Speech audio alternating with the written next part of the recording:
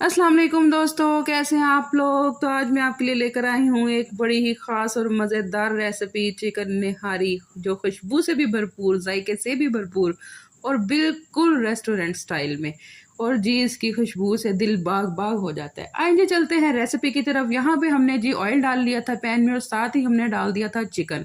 अब चिकन को हमने इतना फ्राई कर लेना है कि जी ये गोल्डन ब्राउन सा हो जाए, यानी कि इसका कलर चेंज हो जाए। जैसे ही इसका कलर चेंज हो जाएगा, इसमें जो ऑयल होगा एक्स्ट्रा वो हम साइड पे निकाल लेंगे। मैंने इसमें थोड़ा सा ज़्यादा ऑयल डाला था क्योंकि आपको पता है निहारी में ज़रा ऑयल थोड़ा सा ज़्यादा जाता है। तो जी जब चिकन इसमें फ्राई हो गया ना, तो मैंने ऑयल को साइड पे कर लिया था और थोड़ा सा ऑयल इसमें रहने दिया था और साथ मैंने डाल लिया था लहसुन अदरक का पेस्ट। 1 टेबल स्पून लहसुन और 1 टेबल स्पून ही अदरक डाल के मैंने ना अच्छे से इसको गोल्डन ब्राउन होने तक, यानी कि लहसुन जब तक फ्राई हो रहा है उसकी खुशबू आने तक मैंने इसको फ्राई कर लिया था।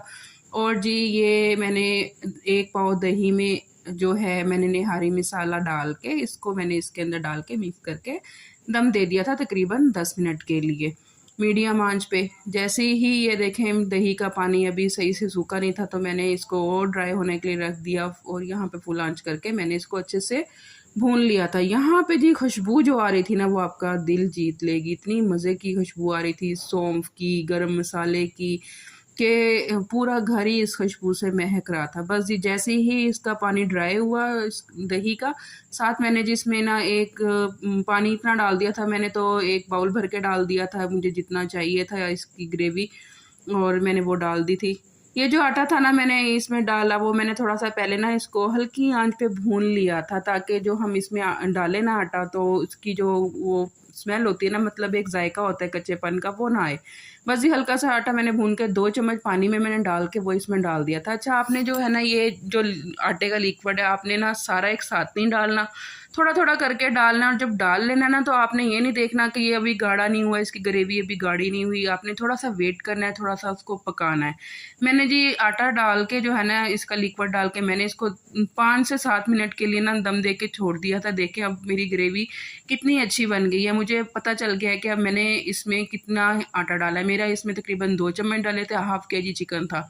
बस ये जो हमने ऑयल इसमें से निकाला था, उसी ऑयल में मैंने एक छोटा-सा प्याज़ ब्राउन किया और लाल कश्मीरी मिर्च डाल के उसका तड़का मैंने इसको लगा दिया था।